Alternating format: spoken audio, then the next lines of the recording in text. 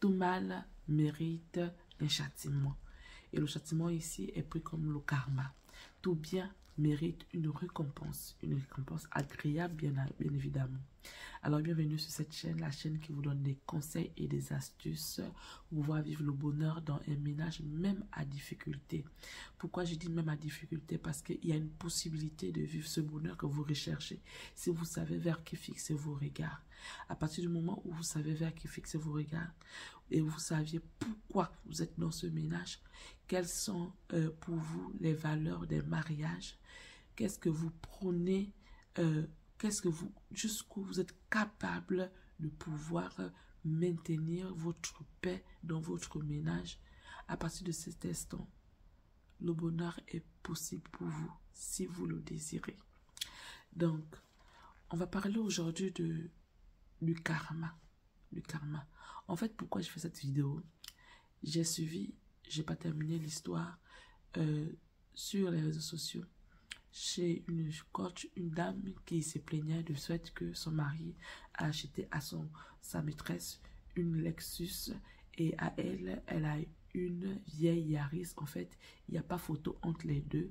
La voiture de la maîtresse est plus valeureuse que sa voiture. Donc, c'est ce que j'ai compris. En gros, j'ai pas terminé l'histoire, mais quand je l'ai écouté, c'est vrai que j'ai eu un peu de la peine pour la personne qui parlait, parce qu'il faut dire que c'est quelque chose de pas bien lorsqu'on vit dans une relation avec son partenaire.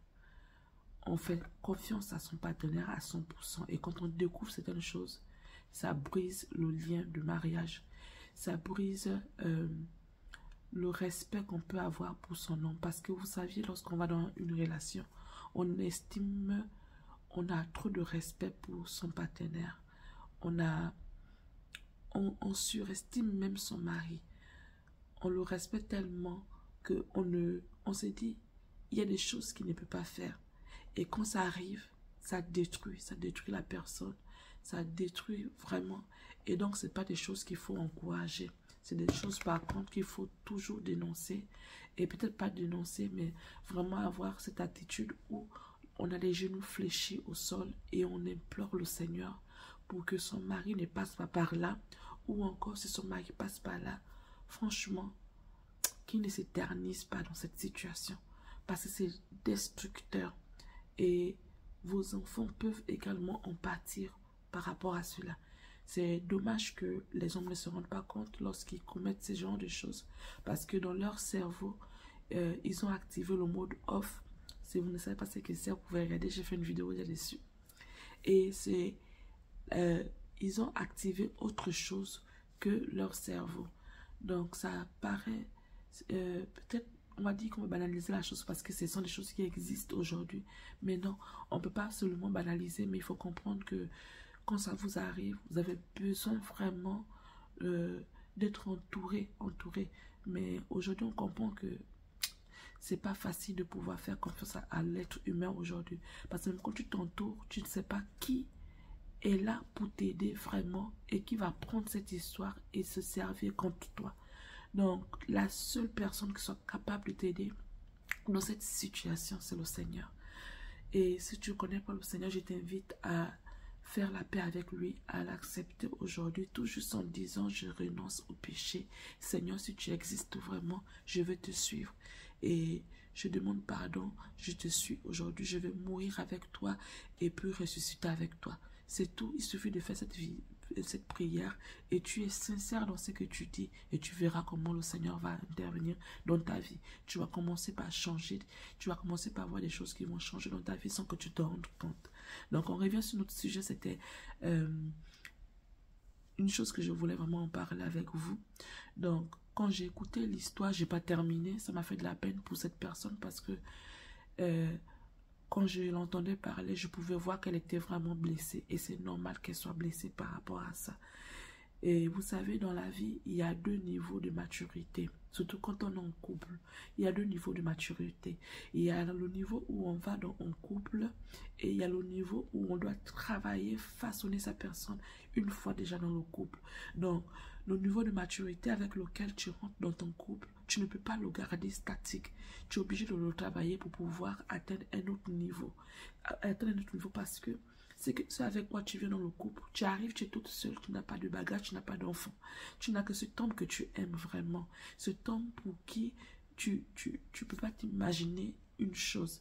Et par la suite, les choses arrivent. Donc, il y a les coups qui viennent. Et ces coups, tu as besoin de t'appuyer sur quelque chose pour pouvoir tenir bon. Donc, il y a deux niveaux de maturité. En ce qui me concerne, c'est comme ça comment je vois la chose. Dans la maturité avec laquelle tu arrives. Et tu dégages quelque chose qui fait que cette personne te choisit toi et non une autre personne.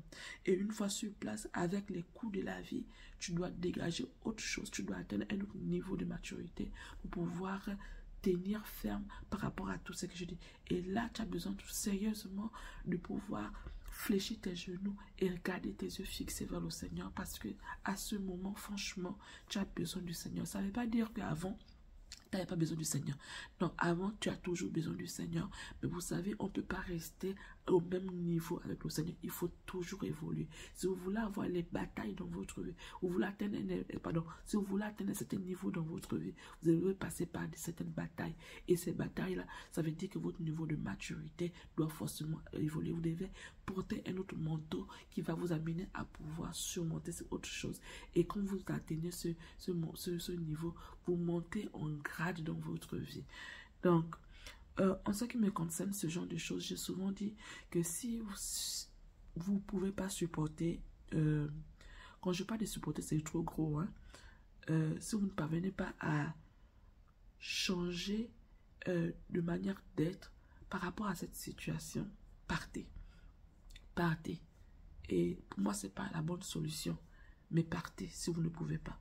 Mais si vous savez que vous avez la possibilité de changer les choses, restez.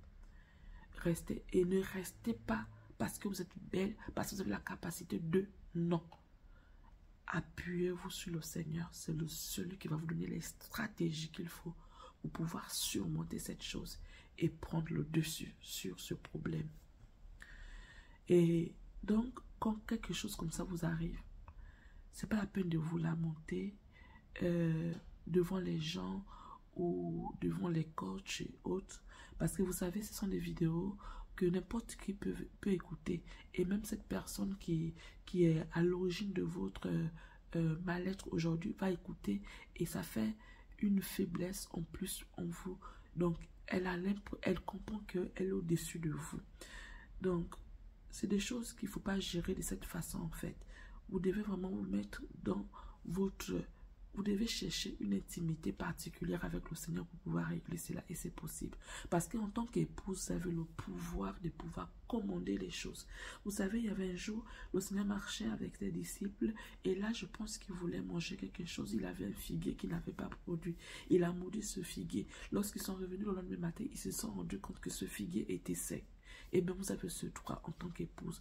Vous avez cette capacité en tant qu'épouse. Vous avez cette grâce-là en tant qu'épouse de maudire cette relation. Quand je dis maudire, c'est vraiment trop fort. Mais de prononcer les paroles pour pouvoir mettre fin à cette relation. Mais vous n'allez pas le faire avec votre propre force, mais avec la force de Dieu. Vous allez lire la parole de Dieu et la parole de Dieu où on vous donne le droit, l'autorité sur ce qui vous appartient. Et vous revendiquez cela, vous allez voir que les choses vont arriver. Peu importe si la personne bénéficie de la chose, elle est capable de perdre cette chose-là d'une façon mystérieuse, d'une façon miraculeuse, je dirais. Parce que mystérieuse, ça fait un peu le mystique et puis. Mais voilà, on va parler de miraculeuse parce que quand on parle de miracle, il s'agit du Seigneur.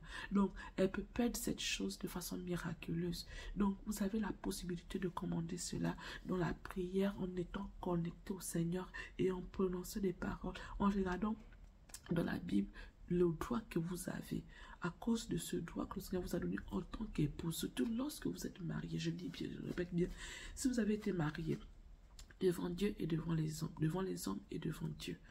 Devant les hommes parce que le Seigneur a mis des autorités qui sont là pour pouvoir nous aider. Le Seigneur demande d'honorer nos parents. Donc quand vous avez fait ces choses devant les parents et que vous êtes allé faire cela devant Dieu, vous avez un pouvoir de pouvoir commander des choses, comme le Seigneur pouvait commander quelque chose sur le figuier et voir le figuier sécher. Vous avez la capacité de le faire également. Mais là, il faut le faire avec la parole de Dieu. Si vous voulez voir ces choses arriver, vous avez intérêt à pouvoir travailler en connexion avec le Seigneur, à avoir un autre manteau, comme je vous disais. Ça veut dire que vous êtes venu dans le mariage avec une certaine façon de voir. Et puis par la suite, il y a des choses qui arrivent. Vous aussi, vous devez évoluer spirituellement pour pouvoir maintenant attaquer ces choses. Vous savez, à chaque difficulté correspond à un niveau de spiritualité, correspond à un niveau avec le Seigneur. Vous ne pouvez pas gérer certaines difficultés avec la maturité spirituelle avec laquelle vous êtes rentré, le niveau spirituel avec lequel vous êtes rentré. Au fur et à mesure, vous devez travailler parce que chaque problème correspond à un niveau de spiritualité. Donc, comprenez bien que je suis toujours dans le cadre du christianisme, c'est toujours le Seigneur, je parle du Seigneur, pas de autre chose. Donc, vous devez en même temps évoluer et prendre les situations dans lesquelles vous vivez comme des situations qui doivent vous permettre de pouvoir évoluer, de rechercher le Seigneur. Moi, c'est comme ça que moi je procède. Lorsque les choses tournent mal, je me dis c'est une occasion pour moi de pouvoir monter encore d'un niveau, monter d'un autre grade avec le Seigneur. Je prends cette situation comme quelque chose qui va me pousser, un tremplin pour moi pour atteindre un autre but. Et ça m'amène à pouvoir dominer sur le problème et ne pas laisser ce problème me dominer. Donc, je ne sais pas comment vous procédez, mais vous pouvez faire cela également. Donc, face à cette situation, je disais, au lieu de pouvoir se lamenter dans les réseaux sociaux et que tout le monde va vous écouter, et même cette personne va vous écouter et se moquer de vous, allez vers le Seigneur et traitez cela. Mon mari me disait souvent que tu vas avoir des problèmes lorsque tu vas aller au pays parce que tu tolères déjà beaucoup de choses. Non, c'est pas que je tolère beaucoup de choses. Je bénis le Seigneur pour le peuple japonais. C'est un peuple qui est extraordinaire. C'est un peuple qui a compris des choses que beaucoup n'ont pas compris. Vous voyez, c'est un endroit où les tremblements de terre se font tout le temps. Il n'y a pas un mois, je crois, où il n'y a pas de tremblement de terre. Mais vous allez regarder les gratte-ciel qu'ils construisent. Les tours les plus longues ou grandes, je ne sais même pas trop comment il faut dire, du monde. Mais ils ont ça ici. Même dans la maison où je vis, parfois quand il y a le tremblement de terre, quand l'amplitude, on dit, je crois, un peu plus élevée, quand c'est à 5, je crois, les choses bougent. Tu vois la maison bouger. Tu vois la maison bouger. Je ne sais pas comment, avec quelle intelligence ils ont construit les maisons pour que ça puisse tenir devant toutes ces situations. Mais tu imagines maintenant un gratte-ciel, la Sky Street par exemple, qu'ils ont construit. C'est tellement grand. Et tu te dis, mais comment ça ne se casse pas avec les tremblements de terre? Tu comprends que c'est un peuple. Beaucoup ne sont pas chrétiens. Mais ils ont de ces croyances qui, en fait, parfois, ils ont peut-être tiré de la Bible et il y a autre chose qu'il y a pour eux et que les chrétiens essayent d'aller prendre. Ils croient en un être supérieur qui a créé l'univers. Mais je ne sais pas le nom qu'il donne à cet être. Moi, je dirais le Seigneur. Eux, ils vont dire Bouddha ou je ne sais pas qui d'autre. Et dans leur conscience collective, ils ont expliqué à leurs enfants comment se comporter dans la vie. Ils comprennent que tout mal mérite une conséquence, mérite un châtiment, et tout bien mérite une récompense. C'est dans la conscience collective de tout Japonais. Ils savent que s'ils font du mal à quelqu'un, ils finiront par payer. S'ils font du bien, ils sont en train de mettre genre le crédit sur leur vie. Voilà pourquoi ils vivent longtemps. J'ai aiguisé un peu ma façon parce que j'observe beaucoup. J'aime bien ça, observer. Et je me posais tant de questions sur ce peuple. Je disais, mais comment les gens peuvent atteindre ce niveau comment est-ce qu'ils font pour pouvoir lâcher prise, laisser les choses se faire? Comment est-ce qu'ils font? Comment ils atteignent? J'étais le genre de personne qui cherchait toujours à tout savoir, qui fouillait partout. Je ne pouvais pas rester sans fouiller le téléphone de mon mari.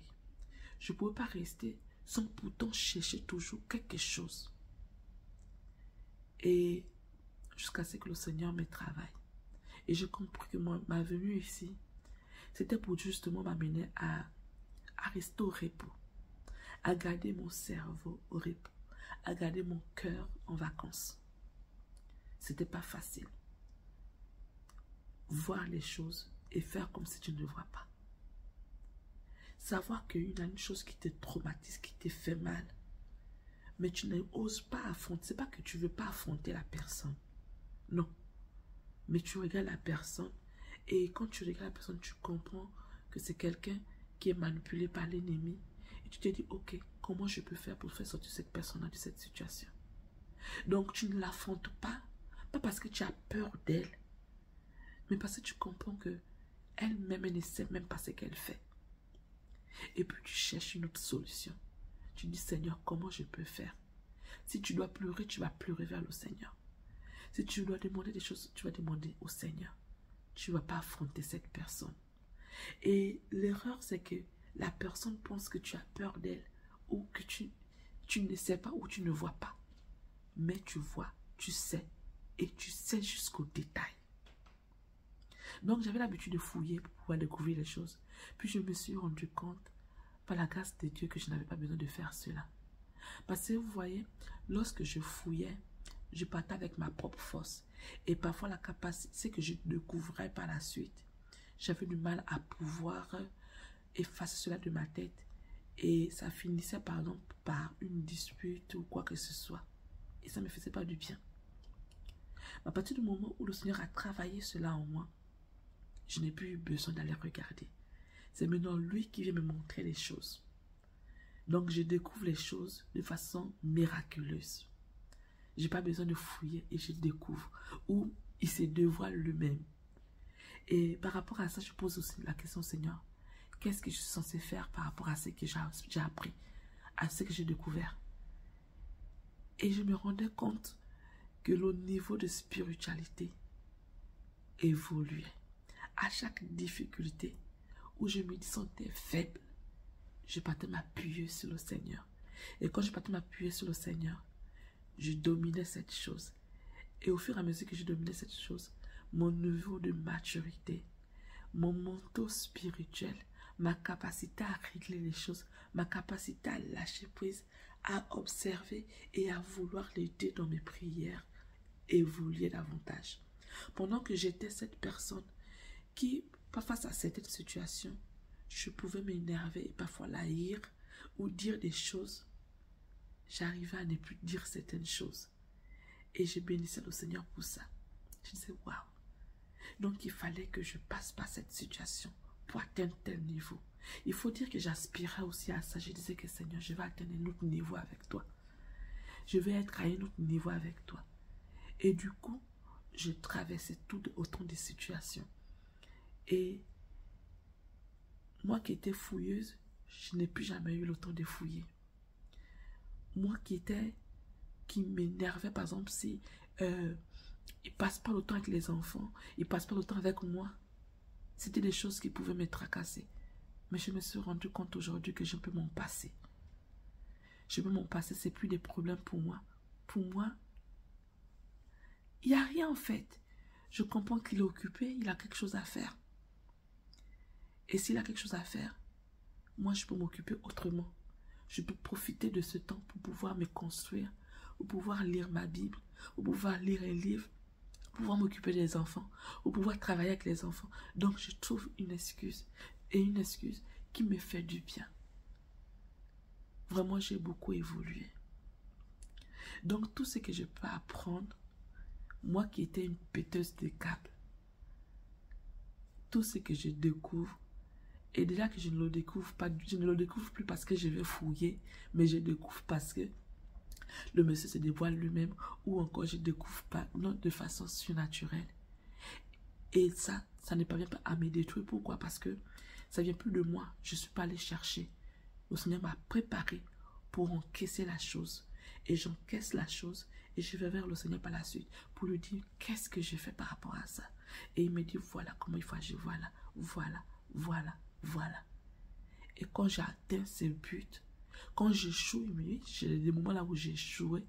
Et je me rendais compte que j'avais échoué. J'ai dit, Seigneur, teste-moi encore. Parce que je voulais que devant une situation, il ne faut pas que je sois abattu. Il faudrait que je sois au-dessus de la situation. Donc aujourd'hui, j'atteins au niveau où je peux voir les choses. Je peux découvrir. Et je me dis, si j'ai découvert sans pourtant aller chercher moi-même, c'est que j'ai la capacité de tenir bon face à ce problème. C'est que j'ai la capacité de pouvoir dominer sur ce problème. Alors Seigneur, montre-moi comment j'ai fait. Quelle est la stratégie à atteindre? Quelle est la stratégie qu'est-ce que je dois faire pour pouvoir atteindre ce que je désire? Et puis je sors de là. Je sors de là comme s'il n'y avait rien. Combien de choses j'ai découvert comme ça? Mais ça ne m'a plus affecté comme ça m'affectait avant. Et je comprends que le niveau de maturité que j'avais, j'ai évolué. Et la capacité de pouvoir lâcher prise, la capacité de pouvoir me mettre en vacances, garder mon cœur en vacances, a été élevée. Pendant que tu arrives à te mettre en vacances, eh bien, peu importe ce qui se passe dehors,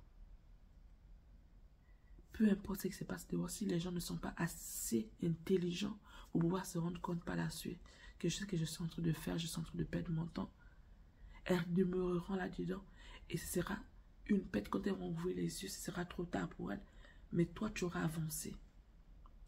Donc tout se paye. Cet homme qui va prendre son argent pour acheter l'argent de la famille, pour acheter une Lexus à son épouse, à sa maîtresse, et à son épouse, il achète autre chose. Vous croyez que cet homme fait du bien à qui? Il vous fait du bien à vous parce que à lui, il est en train de se créer des problèmes.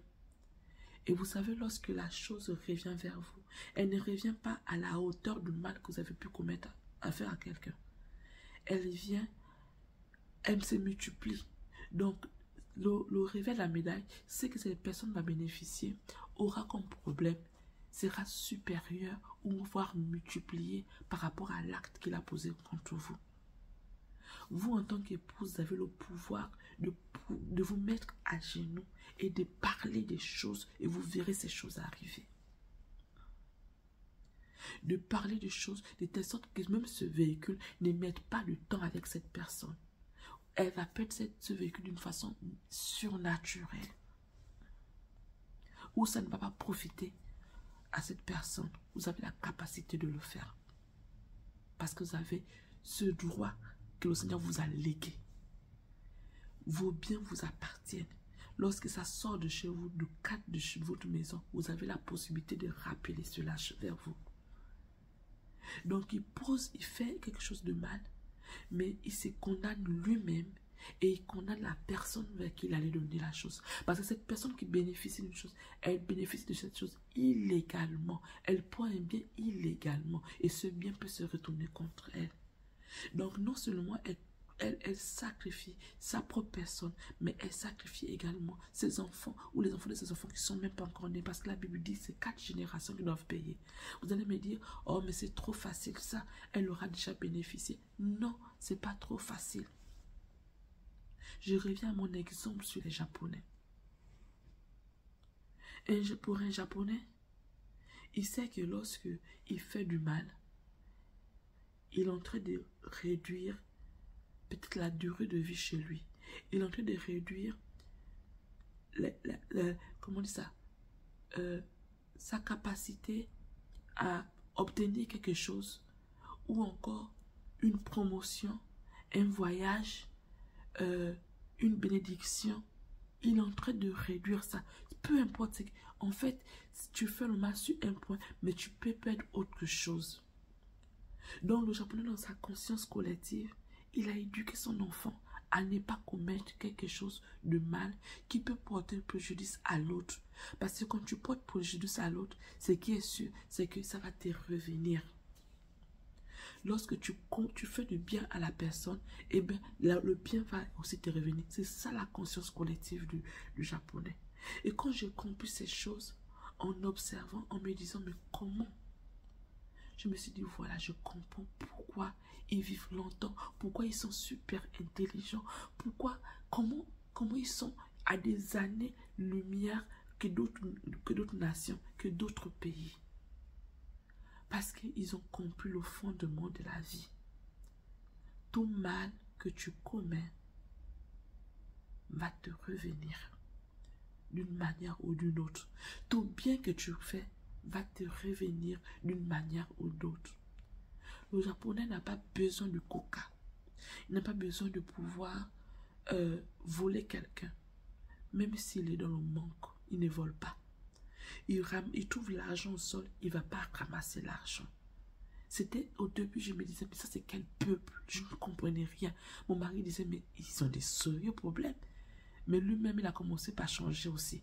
Un jour, il me voit, il me dit, il y a 5 000 tout juste tombés non loin de la maison.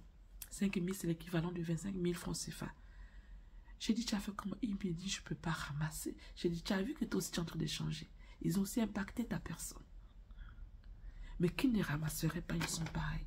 Parce qu'on sait que c'est comme c'est pas dans un portefeuille, on ne peut pas ramasser. Donc la personne qui l'a fait tomber peut revenir sur ses pas et retrouver cet argent. Donc tous ceux qui vont passer vont voir cet argent, vont laisser cet argent-là. Ils ne vont pas toucher. Parce que ça va passer que ils vont faire à cette personne qui a perdu cet argent. Peut-être que c'était le seul billet qui lui restait. Peut-être que c'est son transport, il pouvait payer le transport. Peut-être que c'est la nourriture de ses enfants. Et il va revenir prendre cet argent. Mais toi, quand tu vas prendre ça, tu vas faire en sorte que si c'était la nourriture de ses enfants qui devaient acheter avec ou le goûter, ces enfants n'auront pas le goûter. Et tu penses que tu vas vivre tranquillement avec ce que tu viens de faire. Pour eux, tu peux trouver quelque chose, tu ne vas pas ramasser. Moi, j'ai perdu mon portefeuille ici avec beaucoup d'argent parce que j'étais censée aller faire comment on dit ça?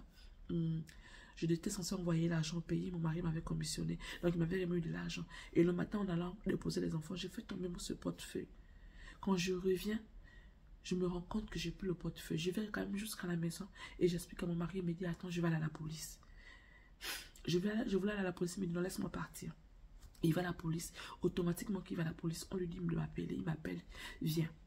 Quand j'arrive, ils avaient déjà mon porte-monnaie.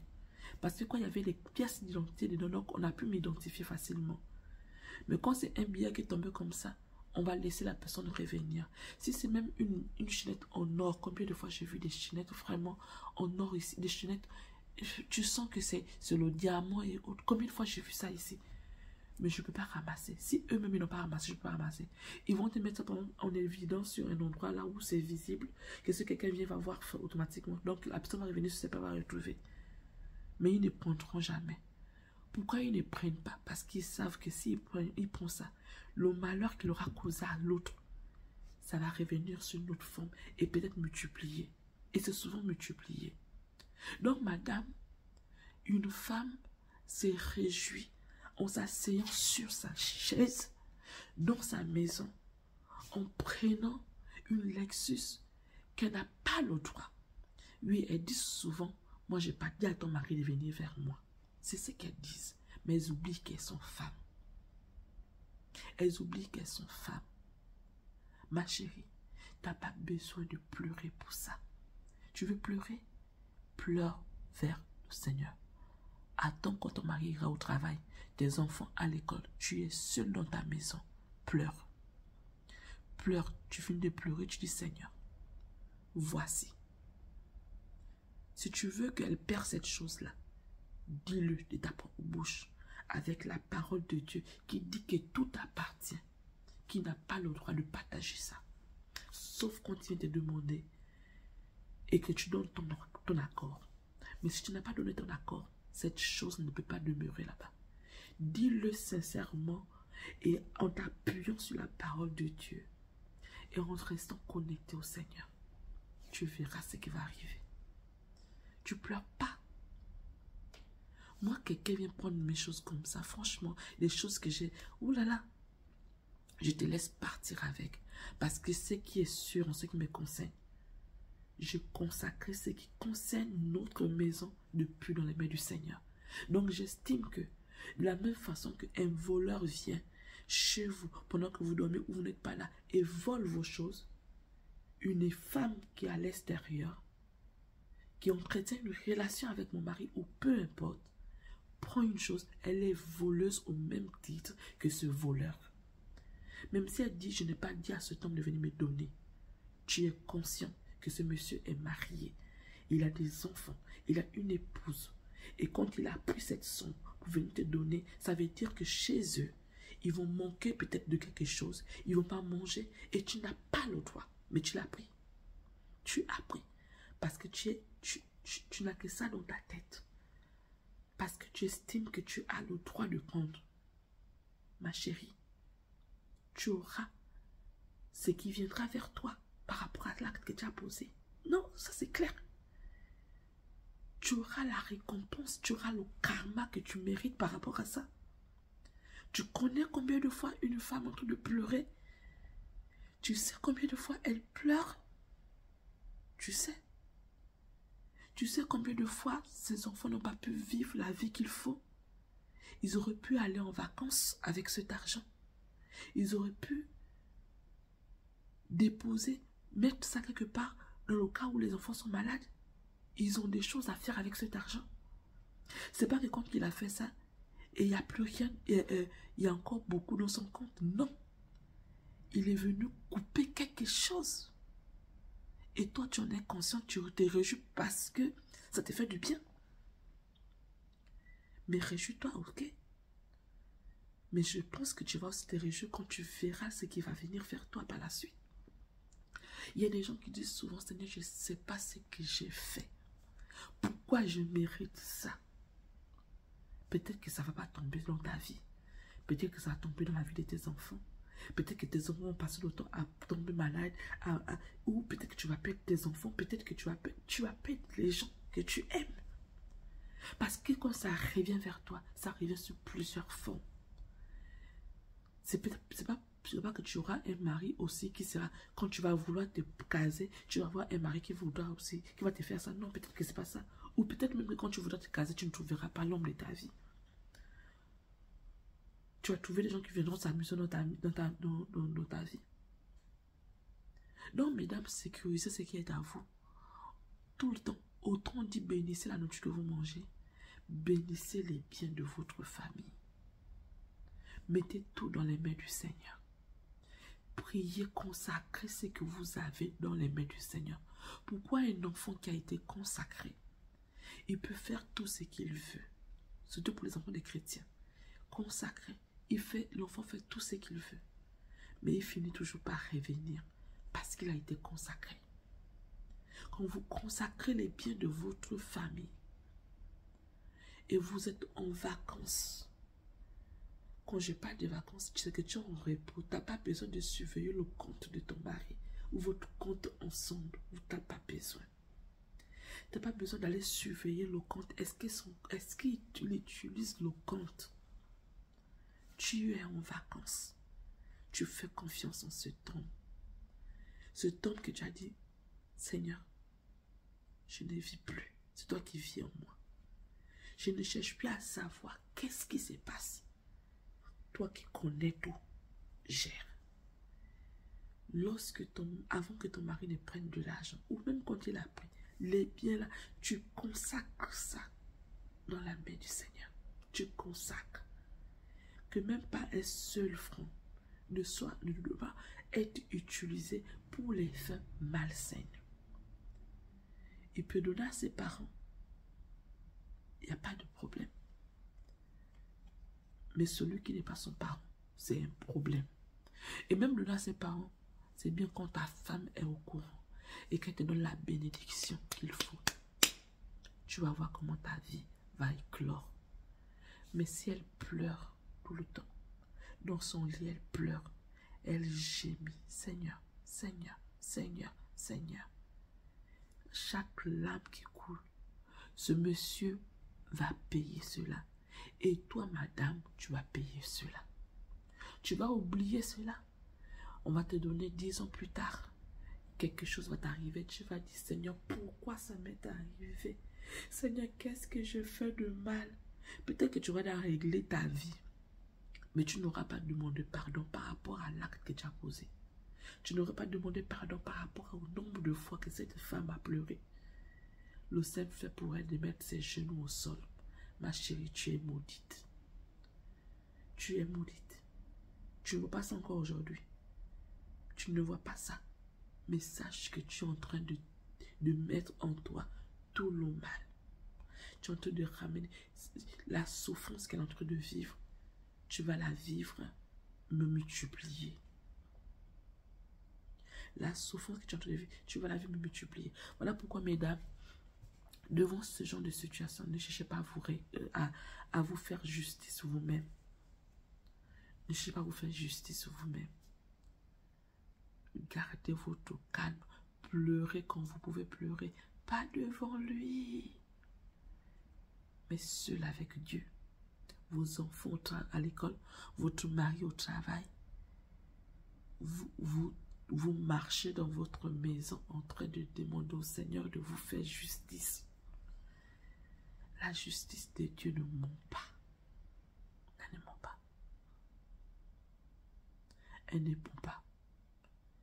Vous en sortirez de là gagnant. Peut-être que ce n'est pas au moment là où vous voulez absolument avoir la justice maintenant.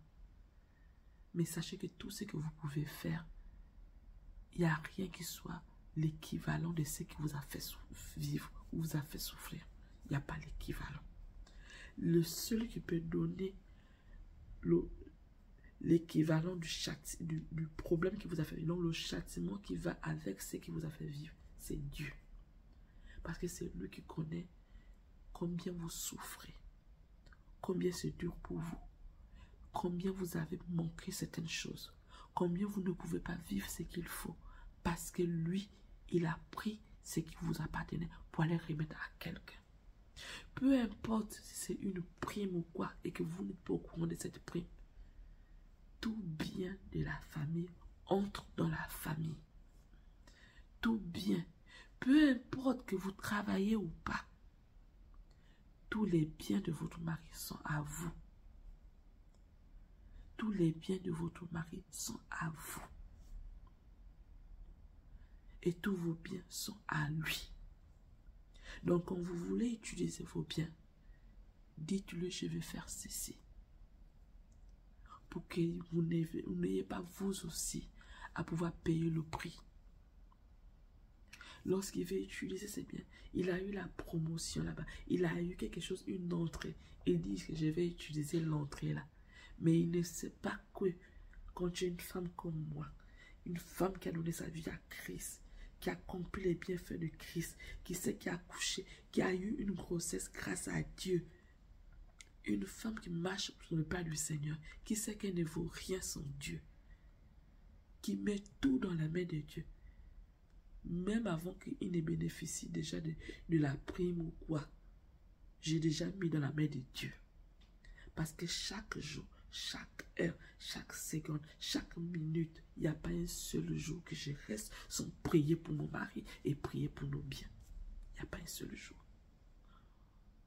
Il n'y a pas un seul jour que je reste sans prier pour lui. Lui-même, avant qu'on ne soit mariés, il disait ça déjà. Que tous les jours que vous priez pour moi, oui, j'ai prié pour toi. J'ai prié pour toi. J'ai dit, je rentre dans la vie de quelqu'un. Ça doit changer, sa vie doit changer. Je rentre dans la vie de quelqu'un là, sa vie doit changer. Parce que je sais en qui j'ai cru. Parce que je sais en qui j'ai cru.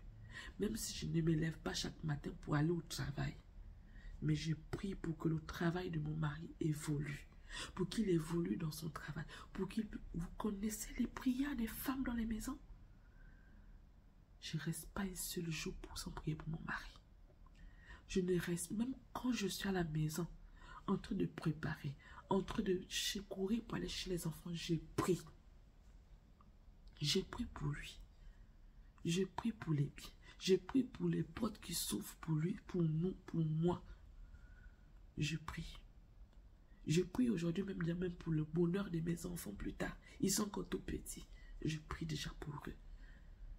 Parce que je sais que tout se construit spirituellement avant de voir le physique. Donc, toi qui vas venir voler là, oui, j'appelle ça voler. Tu peux voler. Moi, je suis en vacances.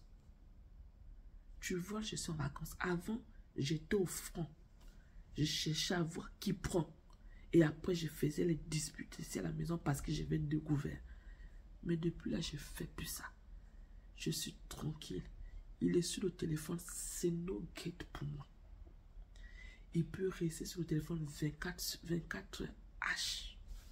24 sur 24. Je suis tranquille pour moi. Je dors. Je suis tranquille. Parce que je sais qui je suis. Aujourd'hui, je sais qui je suis. Quand j'ai envie de pleurer, j'attends quand il n'est pas là. C'est là où je cherche le Seigneur. Je pleure. Si je peux m'enrouler, je m'enroule. Personne ne me voit pas, Dieu. Et c'est la douleur que j'ai dans mon cœur. Et je vais lui dire que Seigneur, pour cette douleur-là, justifie-moi. Mesdames, on n'avait pas besoin de faire des combats inutiles. Un mal mérite un châtiment. C'est quand tu te comportes aussi mal, comme lui s'est comporté mal, tu as justifié son problème. Du coup, il va encore payer pourquoi? Ce qu'il a fait, tu as rendu déjà la monnaie.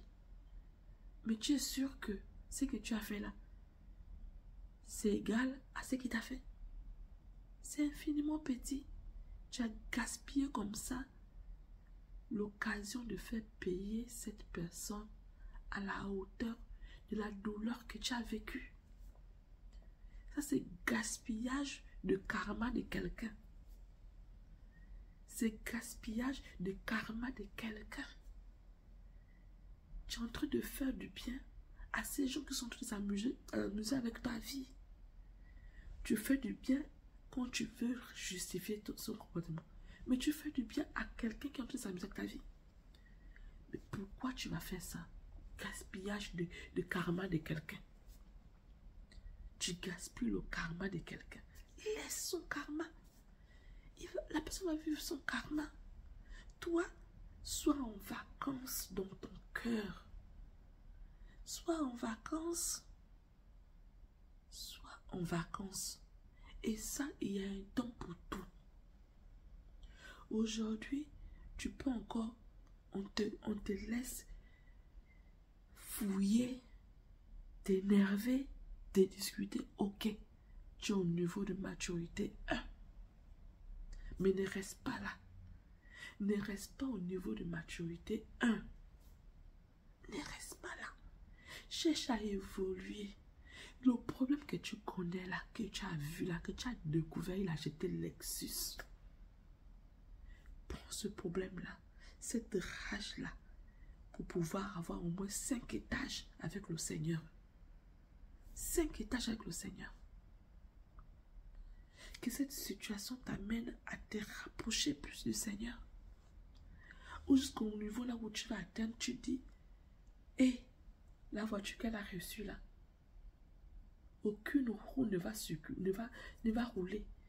Tout tombe en ruine demain. Et tu vas voir, tout va tomber en ruine demain. Parce que tu auras atteint un autre niveau. Cherche à atteindre ce niveau. Priez pour vos maris. Je ne l'ai pas appelé. Il est venu lui-même. Si vous ne vous occupez pas de vos hommes, ce n'est pas de notre faute. Ils viennent chez nous, on s'occupe d'eux. Ils viennent chez nous, on leur donne ce que vous ne donnez pas. Ils ont dit ceci sur vous. Ils ont dit ceci sur vous. Vous pensez qu'il va dire de bonnes choses sur son épouse? Et puis toi, tu auras le courage de venir vers lui encore, de lui donner tout ce dont il a besoin. S'il te dit que sa femme, non, elle a tout ce qu'il faut. En fait, il vient là seulement pour s'amuser avec toi. Ma femme, elle a tout ce qu'il... Il peut dire ça? Jamais. Il ne peut que venir dénigrer. Et mesdames, sachez qu'on vous dénigre forcément. Ça aussi, on doit tout vous dire. Il vous dénigre forcément. Il ne peut pas aller quelque part et peut dire du bien de vous. Voilà pourquoi ne fouille plus son téléphone, parce que quand tu as fouillé ça, t'es énervé. Mais mets-toi dans ta tête. Qui te dénigre? Mets-toi dans ta tête. Parce que tu es à sa place. Qu'est-ce que tu penses que pour pouvoir maintenir ta relation extra-conjugale, tu vas faire quoi? Tu es obligé de mentir. Tu es obligé de mentir et tu es obligé d'avoir un mensonge qui tient la route. Tu es obligé de dépenser, d'offrir des cadeaux parce que tu sais que je dois prendre cette personne-là dans tous les sens possibles du terme. Donc, il faut que j'entretiens. Donc, si vous êtes à leur place, comprenez que c'est ce qu'ils vont faire. Mais toi, quand ta place d'épouse dans ta maison, je sais que moi aussi avant, je ne réagissais pas ainsi, je ne pensais pas ainsi. Qu'est-ce que tu fais? Tes genoux te servent à quoi? Prie. Maman, prie. Oh, je prie et je me rends compte qu'il continue encore à le faire. C'est devenu même grave. Il ne dort plus à la maison. Continue à prier. C'est quand on atteint le pic qu'on tombe. Si on n'attend pas le pic, on ne tombe pas. Vous n'avez pas encore entendu les choses des gens ici quand ils disent qu'il a fallu, j'ai tellement fait du mal qu'il y a un jour où voilà ce qui s'est passé. C'est le pic. Il faut qu'il atteigne le pic et toi, soit en repos, soit en vacances. À partir du moment où tu vas apprendre à être en vacances dans ton cœur, cette personne va perdre son temps à pouvoir être là derrière ton mari. Sachez que les hommes se fatiguent. Ils se fatiguent. Il a atteint 50 ans. C'est à son tour de craindre déjà que toi tu puisses partir. Il devient le bébé. Il devient celui-là. Il est craintif. C'est que quand tu reçois un message, il veut savoir qui t'appelle, qui te fait un message, les rôles changent. On n'a pas besoin de quoi que les rôles changent. Ça encore, ça fait partie de mon sens d'observation. J'ai observé plusieurs personnes. 50 ans. Les rôles changent. C'est à son tour d'être maintenant derrière en train de te suivre. Parce qu'il pense que tout ce qu'il a pu faire autrefois, c'est ce que tu fais aujourd'hui. Donc, pendant que tu es en vacances, ton cœur est en vacances, donc ça veut dire que tu ne le calcules pas, tu vois ce qu'il fait, mais toi, tu es au-dessus de ce qu'il fait. Tu es au-dessus de ce qu'il fait. Pendant qu'il est en train de faire ça, ton cœur en vacances, donc ça ne bouge plus. Pendant qu'il est en train de faire ça, toi, tu travailles ta personne. Tu travailles ta personne. Parce que bientôt, son mode off va se déclencher en mode on. Son cerveau sera en mode on. Et là, il va redescendre sur terre. Il va se rendre compte que, oh, quand il redescend sur terre, tu n'auras plus de la valeur. Et regarde, tu as pris de la valeur. C'est à son tour de trembler pour toi. Et c'est à ce moment où les femmes, lorsqu'elles sont si méchantes que ça, elles font du mal aux hommes. Et on dit, oh, cette femme-là, pourquoi elle fait ça? Oh, elle est méchante, elle est ceci. Mais non, c'est quand elle pense à tout ce qu'elle a vécu, voilà pourquoi elle se comporte ainsi. Mais si elle a le Seigneur, elle va encore faire comment? Elle va le laisser au moins. Mais quand elle n'a pas le Seigneur, elle se venge à ce niveau. Parce qu'à 50 ans, c'est lui qui devient, c'est lui qui te suit. Il voit déjà la retraite qui arrive bientôt. Et il se rend compte qu'au lieu de préparer la retraite, il a passé le temps à dilapider l'argent. Parfois même la maîtresse se trouve un autre boy qui fait en sorte...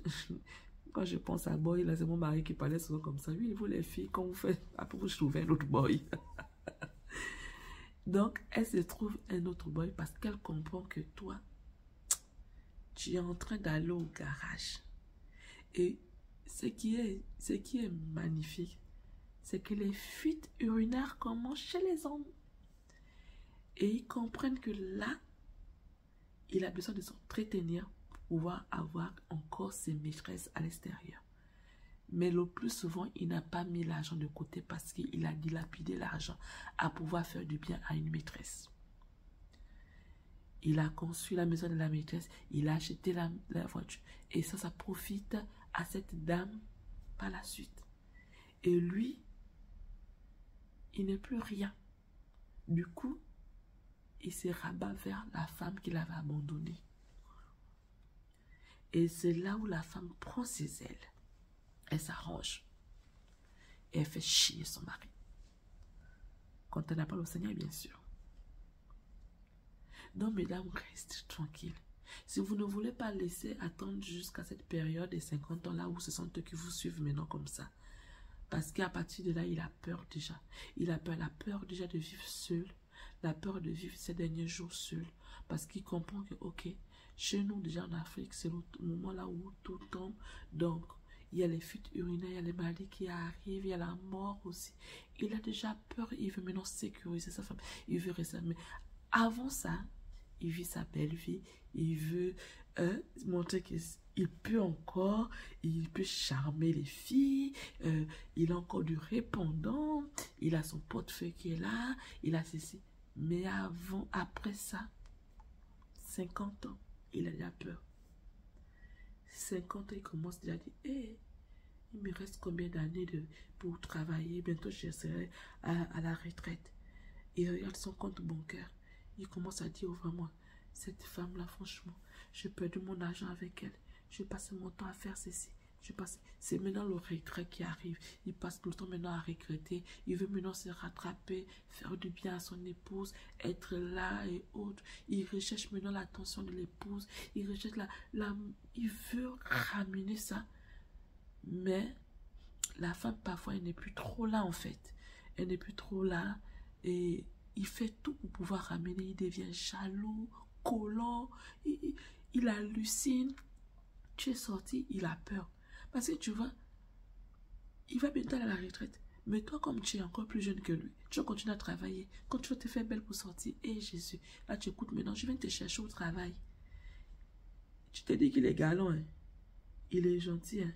C'est pas de la galanterie, oh. Il a peur. Il a peur. Donc, j'ai pu observer ça. Et puis, j'ai discuté avec certaines mamans qui me racontaient que oui, effectivement, c'est ça qui se passe maintenant aujourd'hui avec elle. Parfois, on fait, je sais avec des mamans dans notre association. Donc, on fait des sorties. Parfois, on va manger ou on va se retrouver chez quelqu'un et autres. Mais tu vois le monsieur, ils sont tellement, comment on dit ça? C'est souvent quoi qu'on dit? Quand ils sont très attentionnés là, on va dire amoureux. Ils sont tellement amoureux. Tu dis, waouh, le vieux là prend soin de son épouse comme ça. Il est là, il attrape le sac, il attrape ses mains, il vient la chercher, il appelle à tout moment. Tu as quel niveau? Vous faites maintenant quoi? Je vais te prendre combien de minutes? Ils sont attentionnés. Donc moi j'étais là, je disais, waouh, ces vieux-là, franchement, ils savent aimer. Et là, il y a une qui avait eu le courage de venir me dire, ma fille, ça n'a jamais été comme ça avant. En fait, là, puisqu'il sait que sa courbe est en train de décroître et qu'il a peur maintenant de rester seul, il a peur de vivre ses derniers jours seul, il comprend qu'il faut vivre avec une femme, il est obligé d'être attentionné. Il va prendre, tu les vois là parfois, il balaie la maison, il fait la vaisselle. J'étais souvent sidérée, j'ai dit, ah, des Africains qui font ça. Mais non, la femme m'a dit, c'est le moment où la femme reprend encore sa place dans le cœur du mari. Et le mari, maintenant, il craint, il a peur de voir sa femme partir. Donc, ce qui fait que quand tu sors, il vient te chercher. Il t'appelle à tout moment. Tu as quel niveau? Tu fais quoi? Je peux venir te chercher. Il t'offre beaucoup de trucs. Il te laisse même dire avec sa carte bancaire. Et ça ne lui dit plus rien, sa carte bancaire, parce qu'il veut maintenant te sécuriser. Il veut te sécuriser et il veut surtout se sécuriser lui-même parce qu'il comprend que s'il ne le fait pas, il peut te perdre parce qu'il a longtemps frappé sur toi, sur ton amour, sur ta façon d'être, que tu étais devenu glacé, tu n'étais plus cette personne attentionnée, tu ne le calculais plus. Donc, du coup, pour rien, tu peux prendre tes clics et tes claques, partir. Et comme il ne veut pas que ça arrive, parce qu'il sait que refaire sa vie à cet âge-là, c'est pas évident. Parce qu'une femme qui va venir à cet âge, elle ne sera pas là constamment pour toi. Parce que non seulement elle n'a pas vécu des moments avec toi, du coup, elle vient pour quelque chose. Elle vient peut-être pour gérer ta retraite. Elle vient pour... Donc, ils ont toutes ces craintes-là. Du coup, il veut te sécuriser. Il fait tout pour te sécuriser. Il fait tout pour que tu sois là. Il te laisse maintenant faire parce qu'il sait que tu vas préparer pour lui. Tu vois. Lui, il n'a plus trop... Il n'a plus trop, tu vois. Mais toi, tu as envie. Voilà pourquoi vous voyez la majorité des vieux, lorsqu'ils sortent avec les jeunes filles, ils laissent tout. Surtout quand ils ont perdu leur épouse, ou bien peut-être qu'ils n'ont pas perdu leur épouse, mais puisqu'ils sortent avec toi, ils te laissent tout faire maintenant. Parce qu'ils comprennent que s'ils ne te laissent pas tout faire, ils ne te laissent pas un semblant de paix, il peut te perdre. Et à ce moment, tout est permis pour la femme qui a passé autant à subir dans son couple. Elle, ça ne lui dit plus rien. Que tu sois là, que tu ne sois pas là. Elle peut partir à tout moment. Mais toi, tu es obligé de tout faire pour la sécuriser. Parce que tu sais que les fuites urinaires commencent. Il y a des gens, même les fuites urinaires commencent à 45 ans. Les fuites urinaires commencent à 45 ans. Quand ça commence à 45 ans, c'est vraiment précoce. Et donc, tu as chaud. Et ça, ce n'est que le cadet des problèmes. Il y a beaucoup d'autres problèmes qui viennent par la suite. Là, il regrette. J'ai dépensé mon argent. Il y a ceux qui ont payé l'école aux maîtresses. Il y a ceux qui ont fait voyager les maîtresses. Il y a ceux... Et Jésus, quand je pense à ça, parce que je sais que j'ai les membres de ma famille qui sont passés par ça. Et aujourd'hui, quand tu les entends parler, tu regardes, tu dis, waouh, ça t'apprend. Pourquoi tu avais fait ceci? Donc tes enfants subissent ceci. J'ai les membres de ma famille qui racontent souvent ce genre de choses. Des folies qu'ils ont pu faire autrefois. Il y a d'autres qui ont envoyé des filles en France en pensant que la fille partait et puis elle allait revenir vers lui. Mais quand la fille part, la fille trouve son blanc et elle allait coup de pied à mon oncle ou bien là. Les amis, faites attention. Donc, mesdames, tout ce que j'ai, tout mon blablabla que j'ai dit, se résume à ceci. Tout mal que peut vous faire un homme, il finira par le récolter. On appelle ça le karma. C'est le karma pour les uns. Mais ce qui est sûr, c'est que tu fais, tu dois forcément payer. On paye forcément pour tout ce qu'on fait. Maintenant, ça dépend de ta paye. Est-ce que ta paye sera le mal ou ta paye sera le bien? Si tu sèmes le bien, tu vas récolter le bien. Si tu sèmes le mal, tu vas récolter le mal. D'une certaine manière ou d'autre. Et ce qui est bizarre, c'est que ce qu'on récolte, vous voyez, on plante un grain de maïs et ça nous sort plusieurs épis. Donc, ce qui revient vers toi, ça ne vient pas une seule chose. C'est toujours multiplié. C'est toujours multiplié.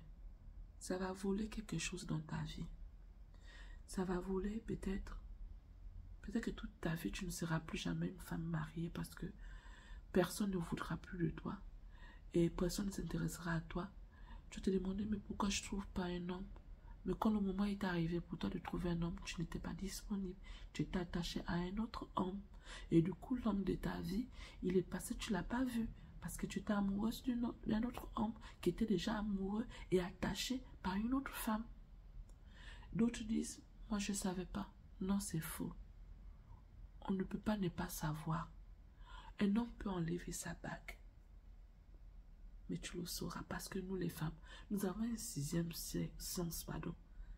Et ce sixième sens, il y aura des trucs qui font que tu vas voir ce temps, il va éviter les appels qu'il va éviter. Tu vas te demander pourquoi il évite les appels. Ce sont les appels de sa femme.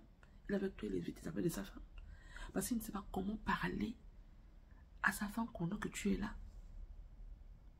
Donc on sait toujours. C'est un choix délibéré que vous faites. Et ce choix, forcément, a des conséquences. Donc, pendant que tu es attaché à un homme qui est déjà attaché quelque part, marié légalement, et s'il a une femme comme moi, qui a compris, qui a grandi en maturité, et qui comprend que on ne quitte pas un homme pour la tromperie, tu vas peiner là, tu vas rester là. Jusqu'à ce que tu vas atteindre un certain âge, et tu vas te dire, oh là là, j'ai perdu le temps. J'ai perdu le temps de me construire. Parce que nous, les femmes, on doit construire notre vie. Hein. C'est pas que l'homme qui arrive aussitôt, tu construis avec lui. Non. On a un temps d'adaptation. Et ce temps, ça prend du temps quand même. Moi-même, je me suis mariée. Avant de me marier, j'étais déjà dans la relation. Mais j'avais l'impression que je ne vivais rien. Mais à partir du moment, du jour où je me suis mariée à la coutume, j'ai dit que mais ça c'est la sorcellerie. Je l'ai raconté à beaucoup de gens.